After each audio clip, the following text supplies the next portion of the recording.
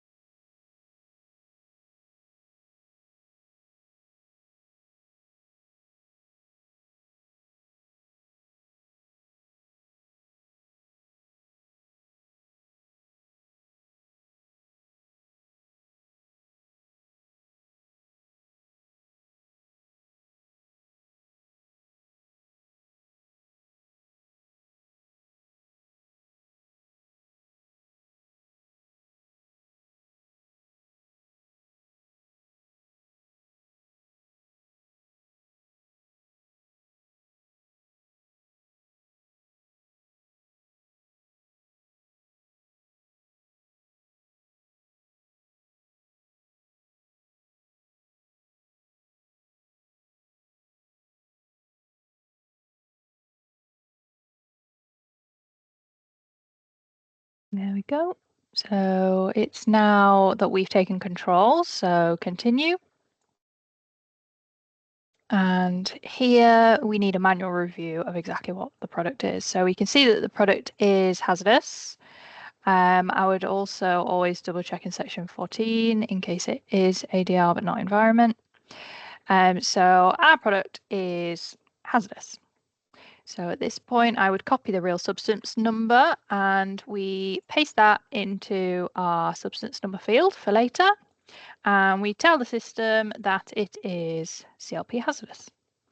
If the product was ADR, I would obviously put this into ADR packaging, and then I would select here if it's paper ADR, it's going to be a 5M2, plastic ADR is 5H4, etc. For if it was ADR. So the next part is our part 2 button, and if we press go, it is creating the label and the SDS. It is doing the DG product release. It is filling that DG master. And it is doing the market assignment. And then it takes us into CG50 where we review and release the label and SDS. Usually in the UK, we find that there's a delay in this screen. For example, I'm refreshing now and the SDS is still processing, so I can't view that.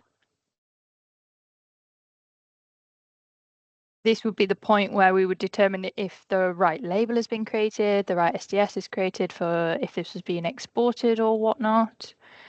There we go. So I would manually review both of these. And then if they're okay, we release them and save. And then our last effort is the release of that label to the MES. So highlight and send. We usually get this error because it's still processing, but I would release that and it would go into the file. We have a couple more parts on our setup that are automated. So we have a database in a shared file for the entirety of the Dalton location where we log all live products, and it basically logs their cross-contamination information for the planners to be able to schedule in the flushers, our copper level for our high trace element product management. It also logs if a product is ADR or not, the master recipe and the cost associated with that, the packaging bomb and the associated costs with that for the pricing department. And then we like to log the substance number so we can actively keep that data up to date in CGO2. It also populates our estimated deletion period and the setup date so it can work back when this product needs to come off the system. So if I press go, all of this data is pulled from the sheet already, so I haven't had to do anything. Press go. And it flicks between the Excel sheet, adds it to the bottom, sorts it in numerical order, saves the sheet. So I haven't had to do anything. There we go. And then one last little notification is that we need to go and create the Actinium label template and send the label out to best mix. And then this is just some extra information that helps auto-create the ADR statement that goes on the best mix label, and then some extra activity should your product be an anomaly. So if it's exported, here's all the things we need to do. And if it's ADR, here's all the things we need to go and check that we did. And that is it for what formulations do. Very similar setup for if it's a reinstated product. For approval, it goes to another member of the formulations team and they just double check a few activities. Is the product saved in the right location on our files to keep everything tidy? And are these critical fields correct? It goes to the planning department and they just check their sheet that everything looks okay for them to be able to plan and schedule. And then it goes to pricing where they can see the code and description, invoice and delivery account, if that quote code is relevant for them. And then they've got their best mix RM, they run the PR00, and then they've got the ZPM1 price. And then they can add the sales price. And that's it. How it's sent through the business is we have a automated Teams page which I created, which is the UK Dalton master data requests. So manufactured goods, customer services create a new line and they just put the code, whatever code information they have in a description, and they tell us what the urgency is. So if it's urgent, standard or preemptive. And every step, so setup, approval, planning and pricing, all have a traffic light indicator for if they've completed it, if they're waiting on information or if they haven't started it, so that the creator can chase the right person if need be. Every time you select completed for your section, it automatically sends the relevant email to the next person in the chain, and so on and so forth. And then it loops back around and emails the created by person that they can put the order on. And it's all done. And that is my presentation for today. Thank you very much. Bye.